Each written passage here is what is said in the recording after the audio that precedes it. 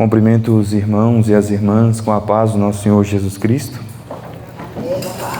e o amor da Virgem Maria. É uma alegria imensa estar aqui para poder pregar a poderosa palavra de Deus para vocês. Esta que tem poder para transformar, para libertar, para restaurar, para renovar, para nos fazer novas pessoas, novas criaturas segundo o coração de Deus.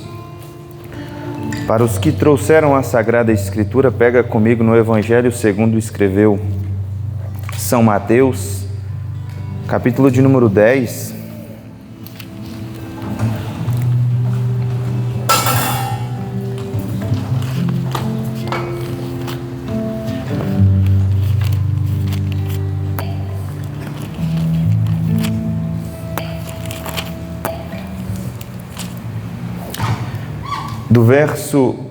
O verso de número 34 ao 39. Vinde, Espírito Santo, enchei os corações dos vossos fiéis e acendei neles o fogo do vosso amor. Enviai o vosso Santo Espírito e tudo será criado e renovareis a face da terra.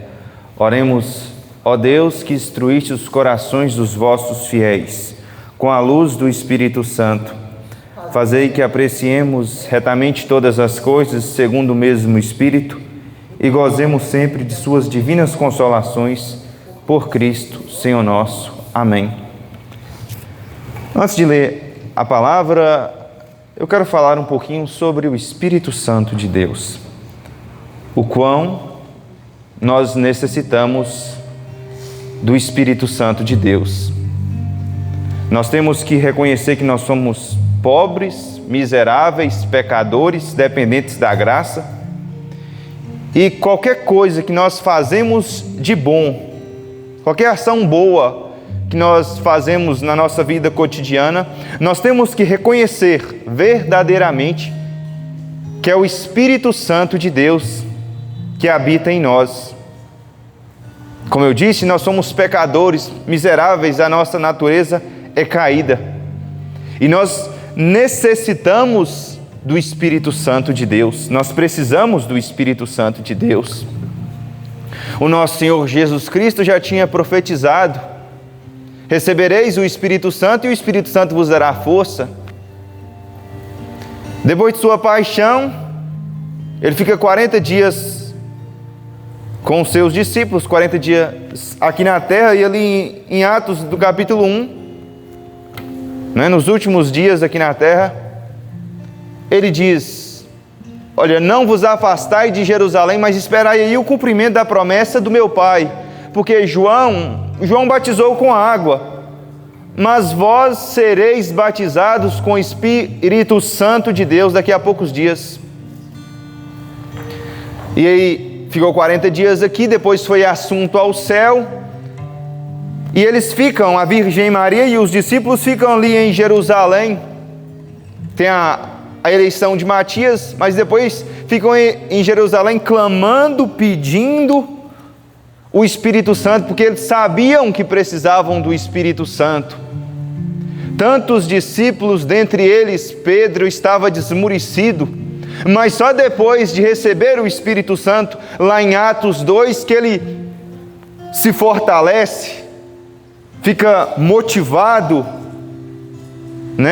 e ele prega para aquele povo ali. Era a época da festa das colheitas, tinha várias pessoas de várias nacionalidades ali em Jerusalém, falava outros idiomas, e mesmo Pedro, sendo iletrado, através da pregação de Pedro em outra língua, com relação àquelas outras nacionalidades, as outras pessoas entendiam, mas não por merecimento dele, porque a própria palavra dizia que ele era iletrado, mas era o Espírito Santo. O Espírito Santo de Deus que convence o homem do pecado, da morte. O Espírito Santo que nos dá temor, o Espírito Santo que nos dá força, o Espírito Santo que nos motiva nesta vida de tribulação. é o Espírito Santo de Deus e nós precisamos do Espírito Santo. Nós temos que reconhecer a necessidade do Espírito Santo. Lá em Atos 2, a partir do verso 1, vai dizer assim: chegando o dia de Pentecostes, estavam todos reunidos no mesmo lugar. De repente veio do céu um ruído como se soprasse um vento impetuoso e encheu a casa onde estavam sentados. Apareceu-lhes então uma espécie de línguas de fogo que se repartiram e pousaram sobre cada um deles. E ficaram todos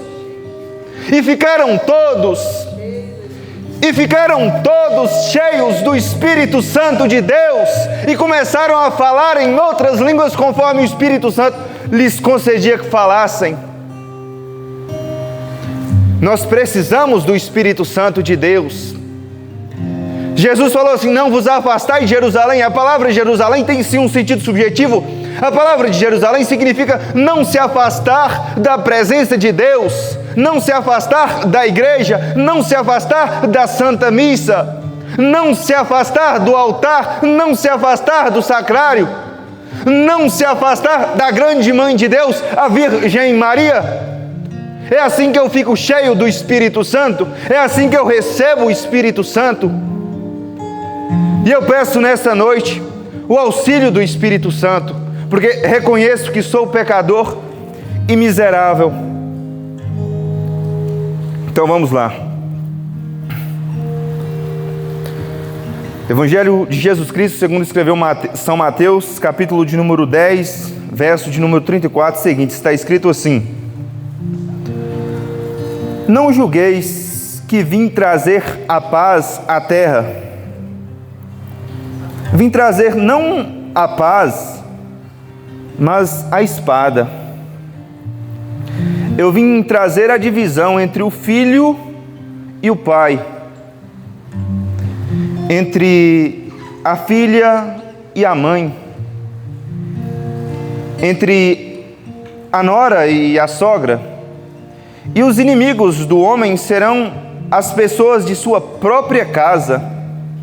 Quem ama seu pai ou sua mãe mais que a mim, não é digno de mim. Quem ama seu filho mais que a mim, não é digno de mim. Quem não toma a sua cruz e não me segue, não é digno de mim. Aquele que tentar salvar a sua vida, irá perdê-la. Aquele que a perder por minha causa, irá reencontrá-la. A palavra da nossa salvação.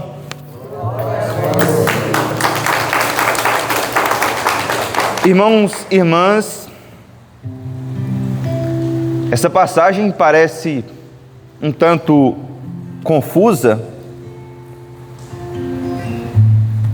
Parece que Jesus está falando aqui que ele veio trazer contenda para a família. Pai contra filho, filho contra pai, e por aí vai.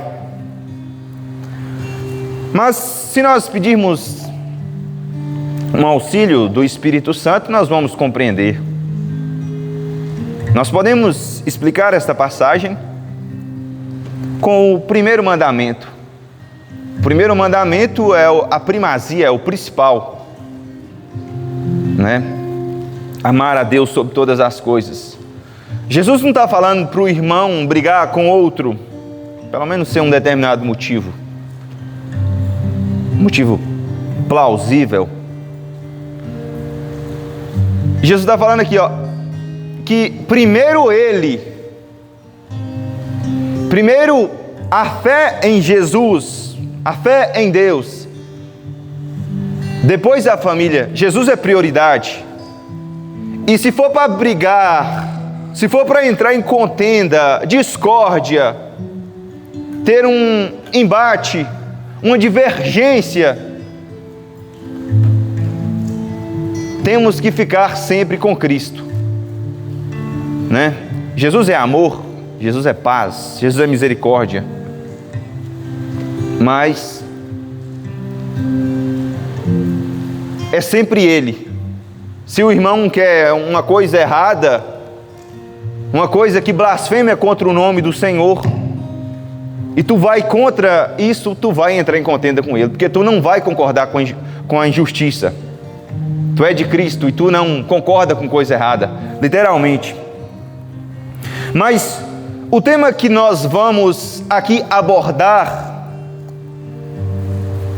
nesta noite é: quem não toma a sua cruz e não me segue,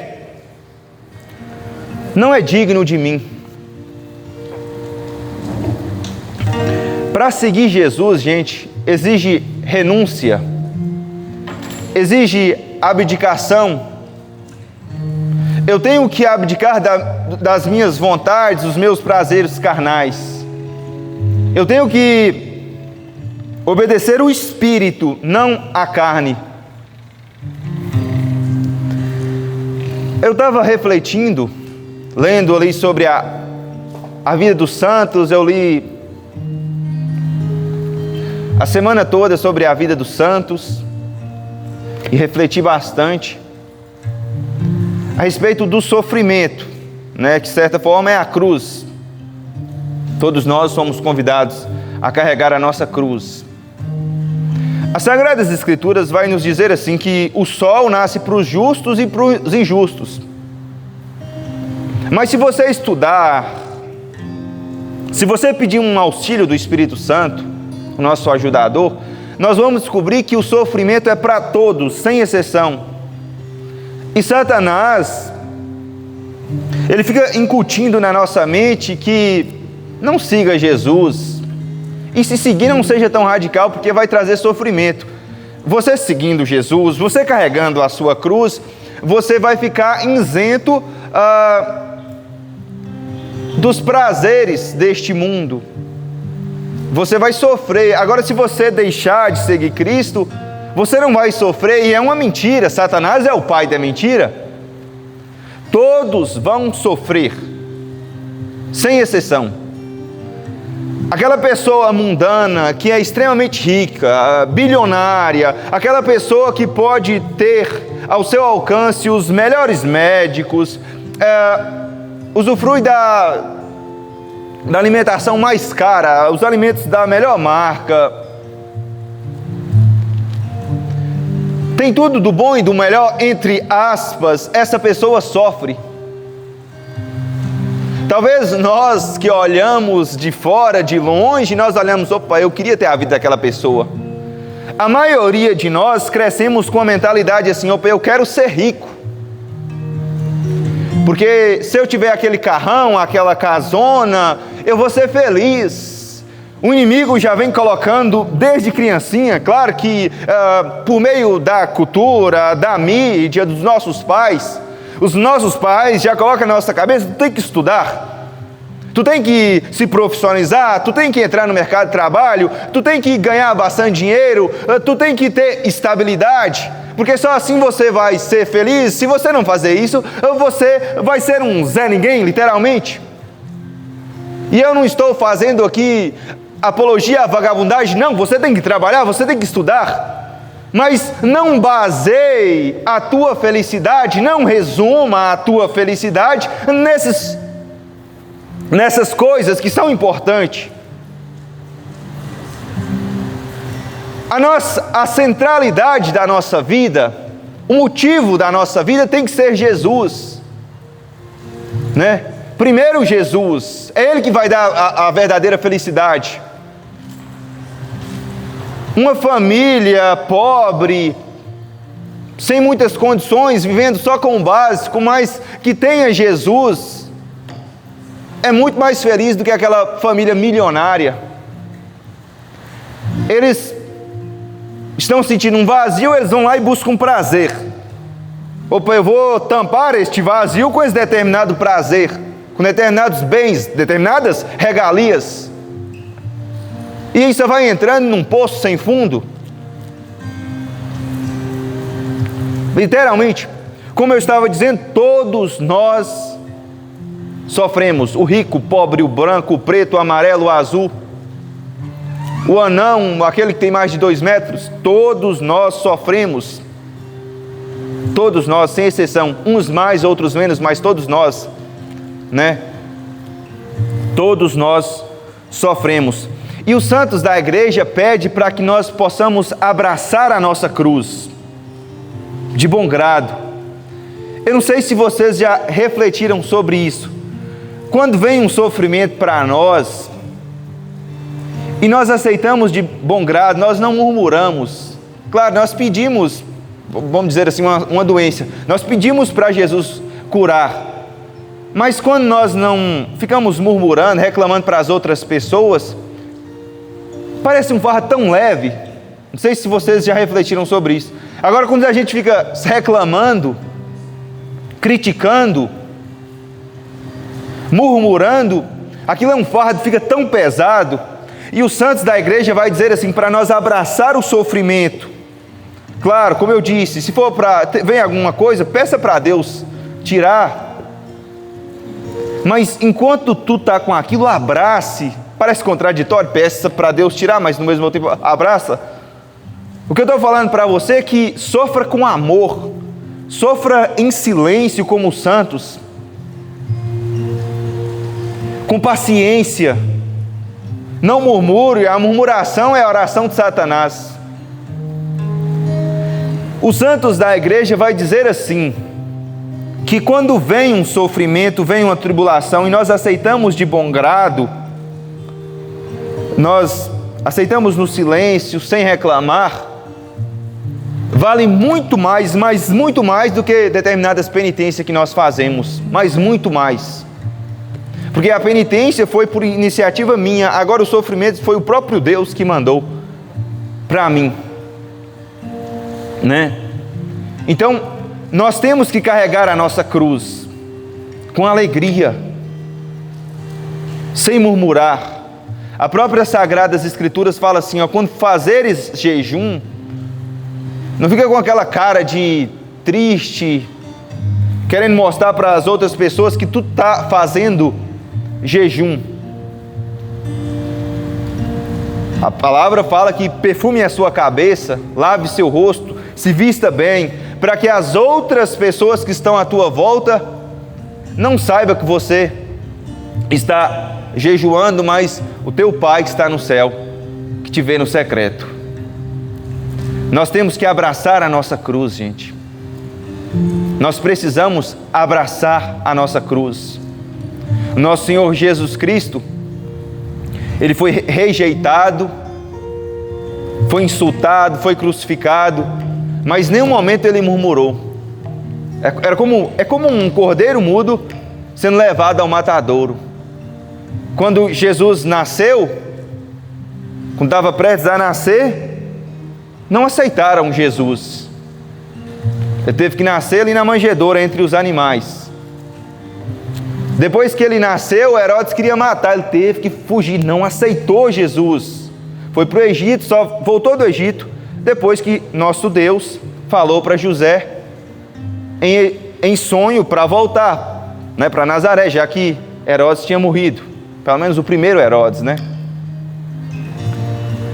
Aí depois, quando Jesus começa seu ministério, ele também é rejeitado, né? As Sagradas Escrituras falam irmãos, mas se nós formos estudar, nós vamos descobrir que são parentes. Os parentes de Jesus falam, sai daqui e vai para a Judéia para que você seja conhecido. E a Sagrada Escritura vai dizer lá em João capítulo 7 que nem os seus irmãos acreditavam nele, ou seja, ele era rejeitado. Ali, quando já estava no final de sua vida pública, o povo eleito dizia assim, ó, ali no julgamento,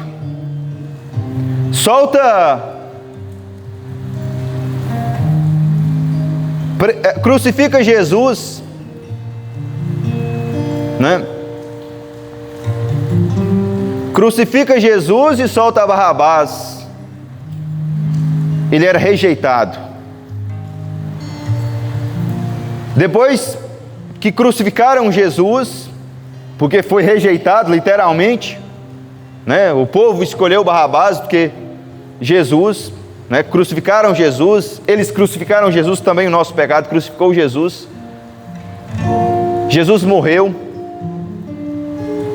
Mas também a morte não aceitou Jesus. A pedra foi removida e no terceiro dia ele ressuscitou. Toda a vida de Jesus aqui na terra foi de rejeição, foi de silêncio. Ele carregou a sua cruz em silêncio. Nós também temos que carregar a nossa cruz em silêncio, de bom grado. É a forma mais, segundo os santos da igreja, é a forma mais rápida para entrar no reino dos céus, mais rápida para chegar no céu. Aguentar o sofrimento em silêncio, sem murmuração. Mas, para que nós possamos aguentar, para que nós possamos tomar a decisão correta, nós precisamos do Espírito Santo de Deus. E eu termino como comecei. Vamos ficar de pé. Senhor Jesus, manda teu Santo Espírito e renova a face da terra. Nós precisamos de ti, Senhor, para aguentar com paciência os desabonos, os sofrimentos, as tribulações. Nós precisamos de ti, Espírito Santo. Nós somos necessitados de ti. Assim como a corça suspira pelas águas profundas, a nossa alma suspira por ti, a nossa alma tem sede de ti. Nós precisamos tomar a decisão correta. Nós não sabemos agir como convém, nós não sabemos orar como convém, mas o Espírito Santo de Deus vem sobre nós com gemidos inexprimíveis. Nós precisamos. Rabassorekandara labasso, xerekandara labassereshi, ralabassorekandara labassoreshi, rebassorekandara labasserere, labassorekandara labasserekandara labará. Deus é maravilhoso, rekandara labasserere. Deus é grandioso, bendito seja Deus na tristeza, bendito seja Deus na tribulação, bendito seja Deus no vale, bendito seja Deus na doença, na dor ou na tristeza, bendito seja Deus. Rebassore candaralabacerere, bendito seja o nome do Senhor Jesus Cristo, bendito seja o nome da sua Santa Mãe Maria Santíssima, bendito seja Deus dos seus anjos e nos seus santos. Deus maravilhoso, Ravacê.